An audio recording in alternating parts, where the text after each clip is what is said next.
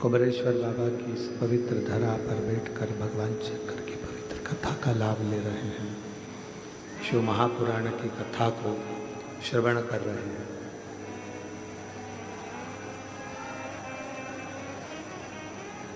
शिव की अविरल भक्ति,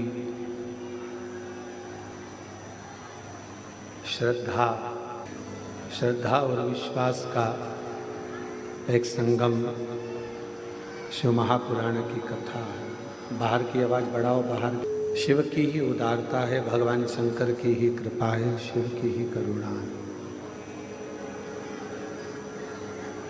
जो ये पवित्र पावन शिव महापुराण की कथा, डीले कम कर दो, क्लियर कर दो और थोड़ा सही करो उसको।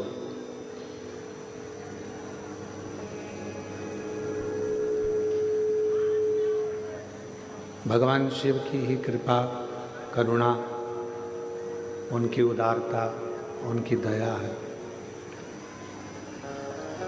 जो ये पवित्र पावन शिव महापुराण की कथा आप और हम सब शिव गुरु शिव महापुराण की कथा को श्रवण करने के लिए बैठे।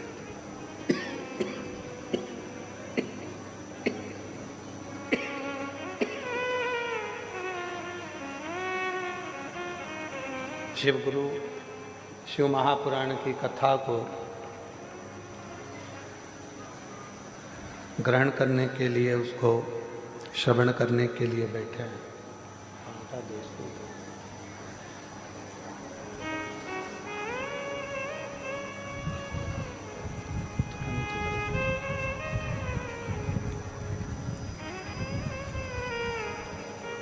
एक अंश मात्र भी शिव महापुराण की कथा यदि हमारी चित्त में, वृत्ति में, मन में बैठती है तो स्वयं तुमरुका जी चंचुला देवी से कहते हैं कि इस कथा का जो तत्व है, इस कथा का जो रस तत्व है, वह हमारे जीवन को सार्थक कर देता है।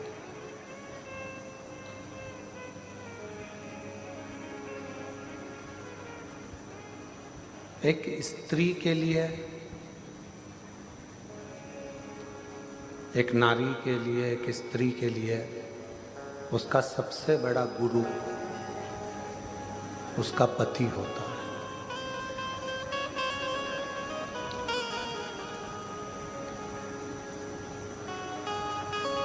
अगर कोई तुमसे पूछे कि एक स्त्री का, एक नारी का सबसे बड़ा गुरु कौन होगा, तो वो उसका पति होगा।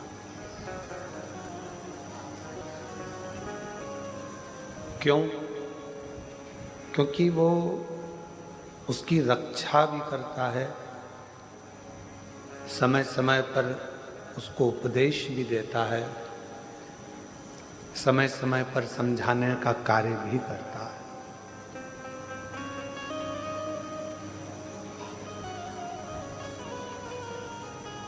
पर यदि कोई गलत व्यसन में डूबा हुआ है, गलत तरीके से व्यवहार कर रहा है, गलत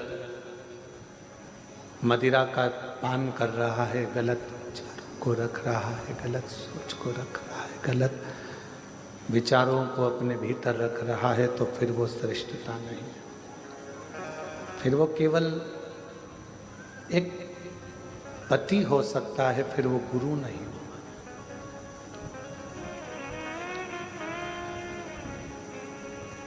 शिव गुरु, शिव महापुराण की कथा कह रही है कि शंकर भगवान मां सती के भी गुरु के पद को लिए हैं। शिव जी ने मां पार्वती जी के भी गुरु पद को लिया है। और जैसे एक गुरु समय समय पर उपदेश भी देता है तो परीक्षा भी लेता है।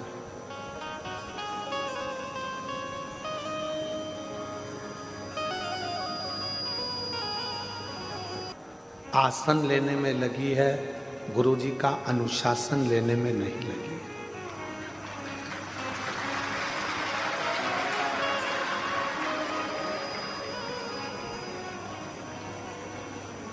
आज के ज़माने में ये सोचा जाता है कि गुरु का आसन कब खाली हो, गुरुजी ऊपर जाएं और हम आसन पर बैठ जाएं।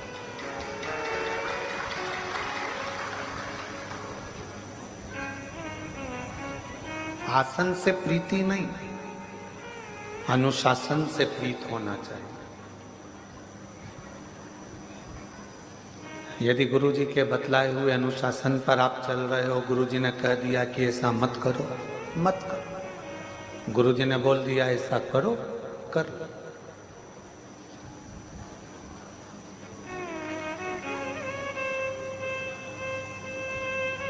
गुरुजी ने मार्ग बता दिया, उस मार्ग पर चल। गुरुजी ने कोई उपदेश दे दिया, उसको श्रवण करो और उसको अपने जीवन में उतारो। आज चेला गुरु के अनुशासन पर नहीं चलता। आज चेला गुरु जी के अनुशासन पर नहीं है। आज शिष्य गुरु के अनुशासन पर नहीं।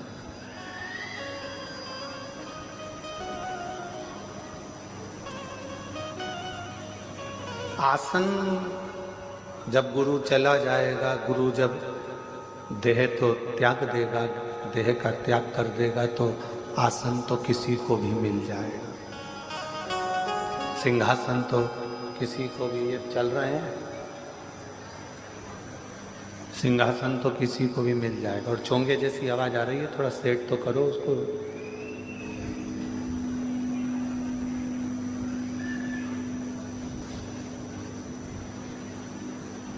आसन किसी को भी मिल सकता है, किसी को भी प्राप्त हो सकता है, पर गुरु के बतलाए हुए अनुशासन पर, बेस कम करो, गुरु के बतलाए हुए अनुशासन पर जब हम चलते हैं तो ये निश्चित है केवल गुरु का आसन ही नहीं, कहीं ना कहीं भगवान सद्गुरु की कृपा हो जाती है और ऐसा सिंहासन मिल जाता है कि फिर आसन की कोई कामना ही नहीं।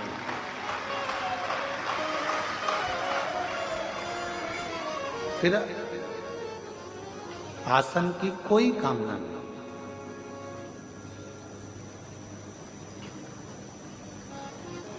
और फिर निवेदन करेंगे, शिव महापुराण की कथा कहती है कि पार्वती जी को भगवान शंकर ने एक गुरु बनकर अमरनाथ की गुफा में बैठकर ज्ञान उपदेश दिया। मां सती को शिवजी ने जब कुंभज बाबा के यहाँ से कथा श्रवण कर आ रहे थे, तो कथा सुनकर आते समय बीच में रुककर ज्ञान उपदेश दिया है। एक श्रेष्ठ पति का सबसे बड़ा लक्षण ही ये है कि उसको कभी ना कभी एक समय ऐसा लेना चाहिए जिसमें वो अपना गुरु पद निभा सके।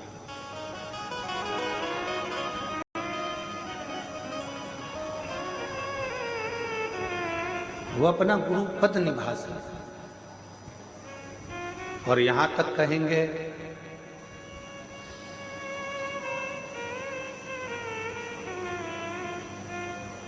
यदि मृत्यु लोक में एक नारी का शरीर मिला है, स्त्री का शरीर मिला है,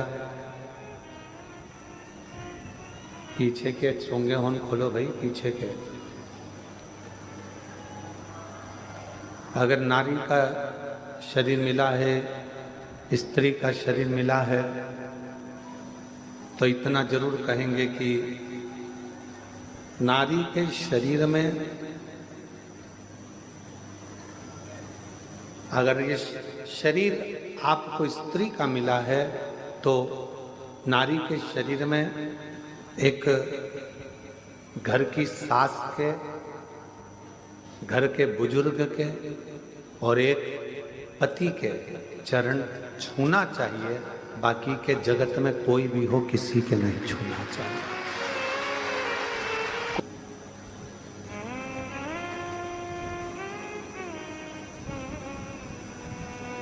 कोई सतगुरु होगा, संत होगा, साल में एक बार कभी गुरु पूर्णिमा महोत्सव आ गया, गुरु पूर्णिमा का उत्सव आ गया, तो चरण भले छूने दे, चरण को स्पर्श करने दे, पर बाकी के समय स्त्री से चरण नहीं छुआ।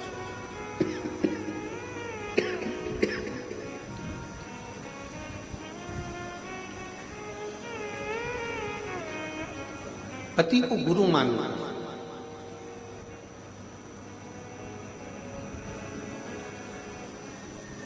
आप उसके चरण का स्पर्श करें। शिव गुरु शिव महापुराण की कथा कहती है, हमने पहले भी कथा में कहा, आज फिर कहते हैं, अगर घर में बुजुर्ग माता पिता बीमार पड़े हैं, घर के अंदर कोई बुजुर्ग बीमार पड़ा हुआ है, कोई रोगीला पड़ा हुआ है, किसी को तकलीफ है, कष्ट है, तो शिव जी को एक लोटा पानी ना चढ़ाकर उस बुजुर्ग को एक लोटा जल पिलाने का प्रयास करना, उसको अच्छा करने का प्रयास।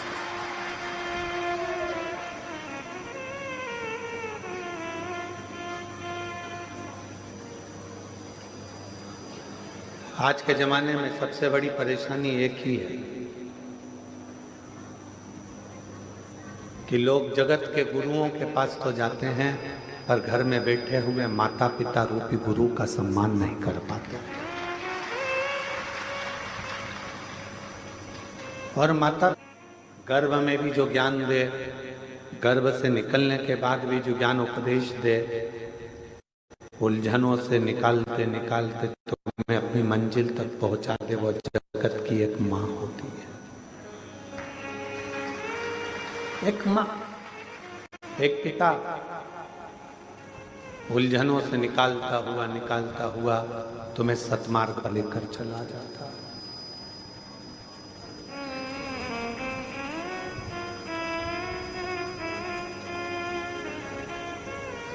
कई लोग कहते हैं कि बताओ, उनकी बहू ने हमारे पाँव नहीं छुए, उनकी बहू ने हमारे पाँव नहीं पड़े, चरण प्रणाम नहीं करा।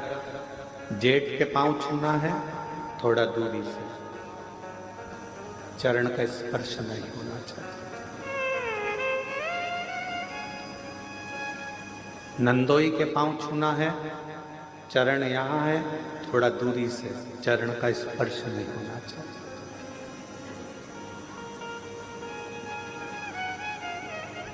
इस कार्य में मैं राजपूतानाओं को, राजपूतों की घर की बहुओं को बहुत बहुत साधुवाद देना चाहूंगा। इस कार्य को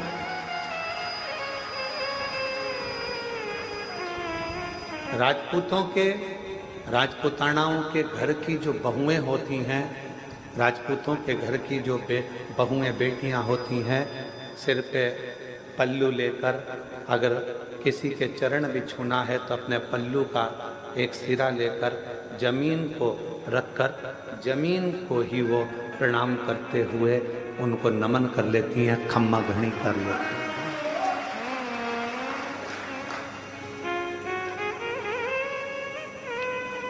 उन्होंने जमीन को हाथ लगाया, खम्मा घड़ी करा, प्रणाम करा, नमन करा।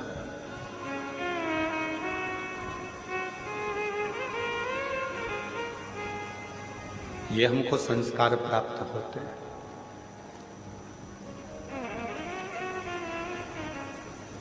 कितना भी विद्वान कोई पुरुष क्यों ना हो, कोई संत, साधु, सन्यासी, तपस्वी, साधक, उपासक, कितना भी विद्वान क्यों ना हो, उसको भी प्रणाम करना है तो थोड़ा दूरी से चरण का स्पर्श नहीं होना चाहिए।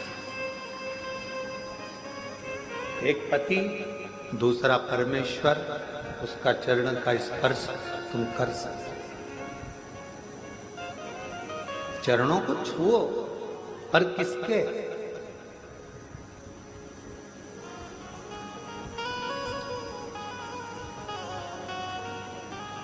एक मेरे देव अधिदेव महादेव के मंदिर में पहुंचो, मेरे शंकर की चौखट पर जाओ, शिव जी के द्वार पर जाओ, तो शंकर भगवान का अगर मौका लगे आप लोगों को, अगर कहीं ऐसा शिव कृपा कर दे और शंकर जी की करुणा से अगर मौका लग जाए, तो शिवलिंग का स्पर्श, जलाधारी का स्पर्श, और अगर नहीं मौका मिलता, किसी मंदिर में जल चढ़ाने का भी मौका नहीं मिलता, किसी मंदिर में जल चढ़ाने के लिए का जल अपने मन से चढ़ाओ, शिव उसको भी स्वीकार करे।